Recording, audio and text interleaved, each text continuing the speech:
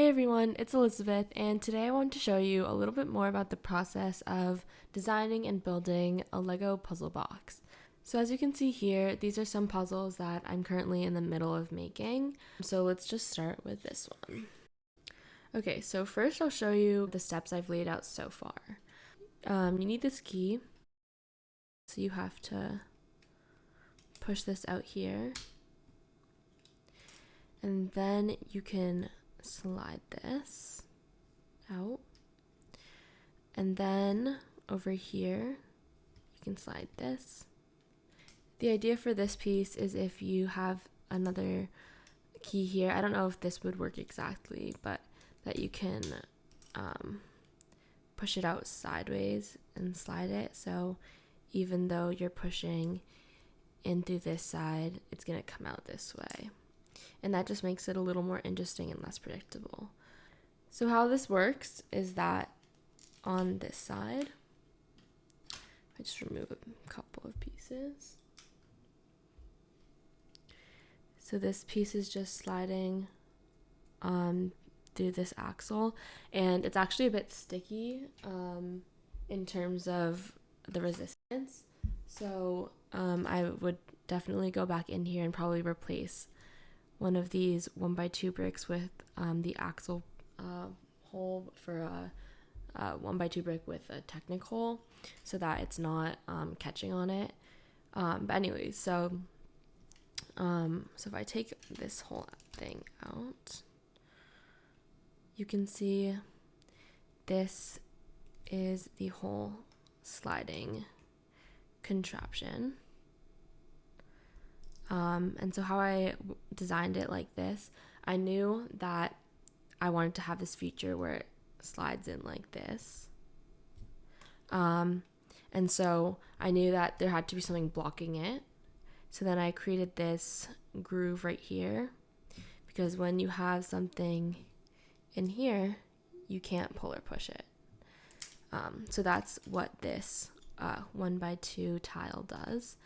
And the nice thing about 1x2 tiles in Lego is that it has no tubing on the underside, so other pieces will have these tubes, but with 1x2 tiles they don't, and that allows them to slide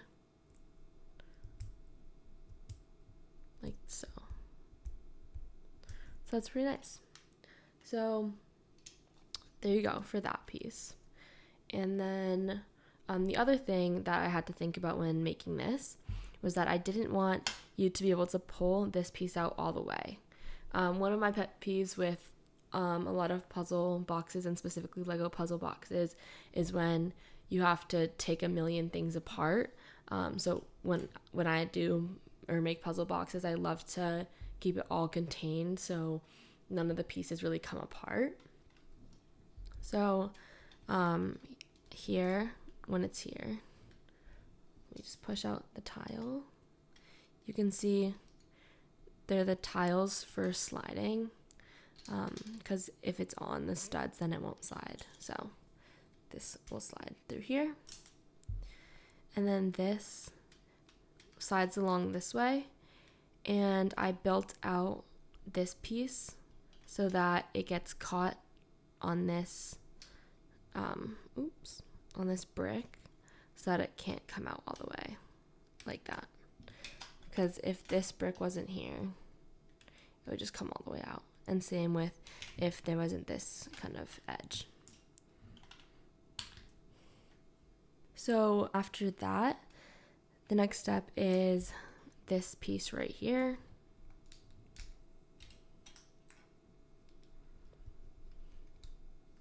Here we go. So here I used a similar technique with the 1x2 sliding tile.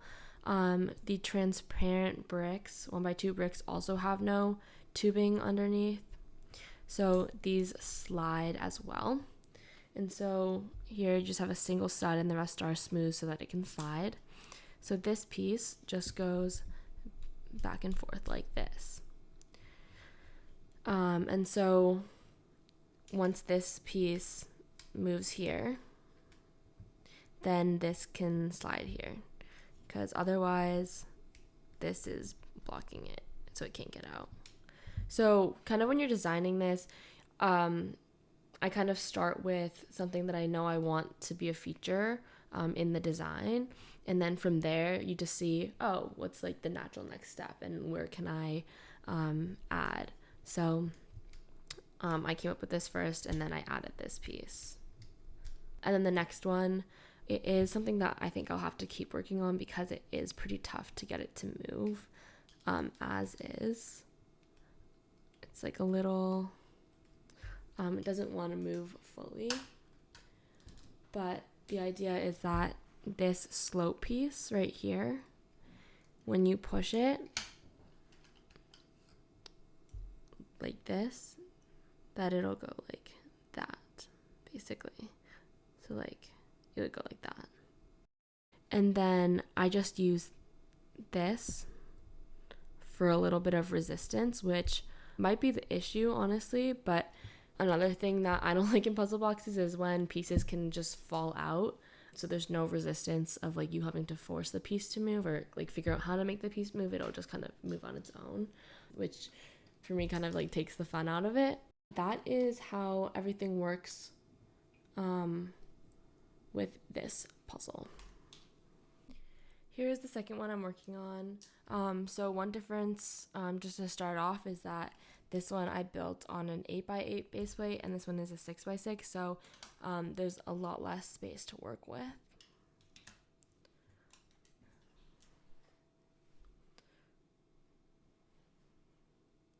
Other than that, the idea is pretty much the same in terms of figuring out a mechanism. One thing I will show you now is that when I'm building or designing puzzle boxes to start with, I don't need to have all the colors coordinated or anything like that. So I kind of just grab random pieces just to figure out if the mechanism works. So for instance, like here, obviously this wouldn't be in the final box because it's hanging over. And same with this, it's like I just have random pieces kind of everywhere just to test things out because it doesn't need to be perfect. So what I do is this is one of the scrap bins I have with previous things that I've just taken apart. So these just some things that I've randomly built, but there are a lot of pieces, small pieces that I would typically need to build a puzzle box. I also have a larger bin here with some more Technic pieces. So I do have organized bins, but for designing puzzles, I like to start here because it's a lot more simple when you don't know exactly what you're going to need to just start from here, and it has most of the things I need. Okay, so this puzzle is definitely a bit more experimental and intricate, so it's been a little tricky to kind of design, and honestly in the end I think I might scrap this. I'll try to take maybe mechanisms from it, but I just don't think the way it's currently designed is actually going to work, and I'll show you why in a second. So basically for this, the idea is that first you push this, and then you can push through this slot, and it'll push this piece out. And then, and then if you stick this back in here again, till here, you can pull a couple of pieces out, including this one, which will come out, and then you can also pull this piece out. Let's go through that really quickly. So basically this is the first piece that moves. The resistance is caused by this piece again, just sliding back and forth like this. So when it's in here, when you push it through, you can see this tile stays. Oops. But it's like that.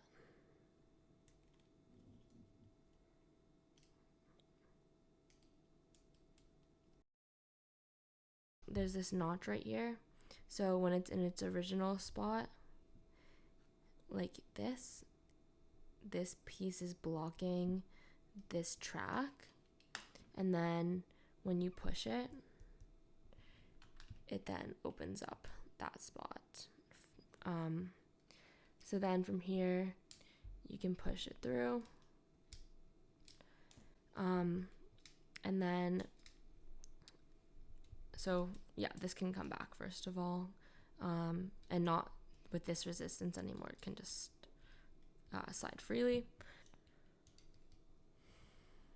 So like this, and then you just pull it out, and this piece is just sliding right here. It's not connected to this, but there's that piece, and this whole piece looks like this, and it just sits in here. So the kind of idea was that once you have this piece pushed out, because originally it's like this, so right, this track is free. I can show you that a little better now. This track is free to push out this red tile. But then if you're able to push this piece out, then you can slide something and push this piece back into, like that. Then you can slide something through here. But because of the limited space, I just don't know if that would exactly work. But yeah, so that is this one.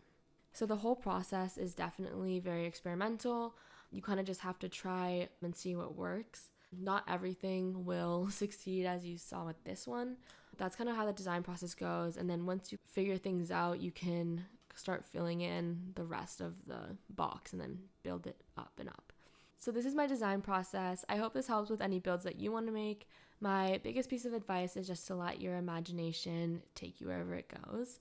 There are so many things that you can do with Lego, and so many small, intricate little mechanisms that you can make. So I hope you give it a try for yourself, and thanks for watching.